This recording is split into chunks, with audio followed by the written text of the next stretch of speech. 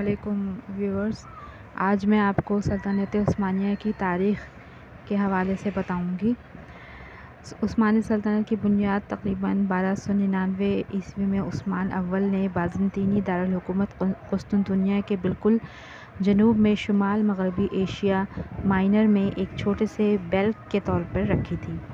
عثمانیوں نے پہلی بار 1352 میں یورپ میں داخل ہوئے اور 1354 میں ڈارڈنلز پر کیمپی کیسل میں ایک مستقل بستی قائم کی اور 1369 میں اپنا دارالحکومت ایڈریا نوبل منتقل کیا۔ اسی وقت ایشیا مائنر میں متعدد چھوٹی ترک ریاستیں شامل ہو گئیں۔ فتح یا بیعت کے اعلان کے ذریعے ابھرتی ہوئی عثمانی سلطنت جیسے ہی سلطان محمد دوم نے 1453 میں قسطنطنیہ، جس کا نام استنبول ہے، کو فتح کیا، ریاست ایک طاقتور سلطنت کی شکل میں اختیار کر گئی جو یورپ، شمالی افریقہ اور مشرقی وسطیٰ تک پھیل گئی۔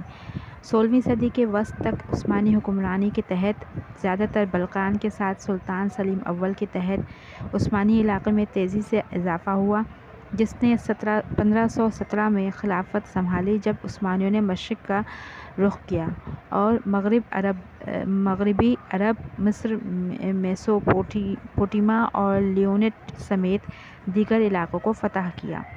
اگلی چند دہائیوں کے دوران شمالی افریقہ ساحل کا زیادہ تر حصہ مراکش کے علاوہ سلطنت عثمانیہ کا حصہ بن گیا۔ یہ سلطنت 16ویں صدی میں سلیمان دی میگنیفیسنٹ کے دور میں اپنے عروج پر پہنچی، جب یہ مشرق میں خلیج فارس سے، مغرب میں الجزائر اور جنوب میں یمن سے ہنگری اور شمال میں یوکرین کے کچھ حصوں تک پھیلی ہوئی تھی۔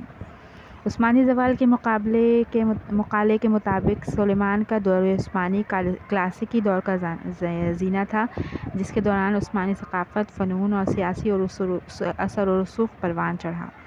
1683 میں ویانا کی جنگ کے موقع پر سلطنت اپنی زیادہ سے زیادہ علاقائی حد تک پہنچ گئی تھی۔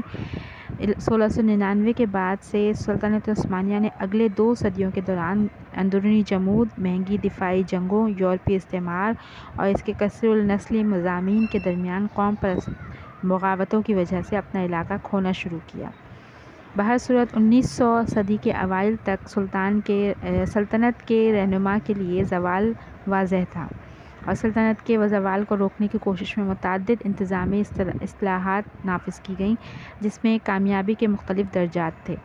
سلطنت عثمانیہ کی بتدریج کمزوری نے 19ویں صدی کے وسط میں مشرقی زوال کو جنم دیا۔ پہلی جنگ عظیم میں اس کی شکست کے بعد سلطنت کا خاتمہ اس وقت ہوا جب اس کا باقی ماندہ علاقہ اتحادیوں سے تقسیم کر دیا گیا۔ ترکی کی جنگ آزادی کے بعد 1 نومبر 1922 کو انقرہ میں ترک گرینڈ نیشنل اسمبلی کی حکومت نے سلطنت کو باضابطہ طور پر ختم کر دیا تھا۔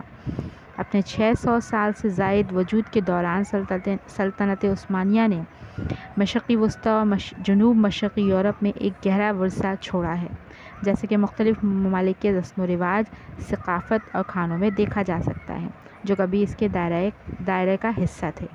شکریہ۔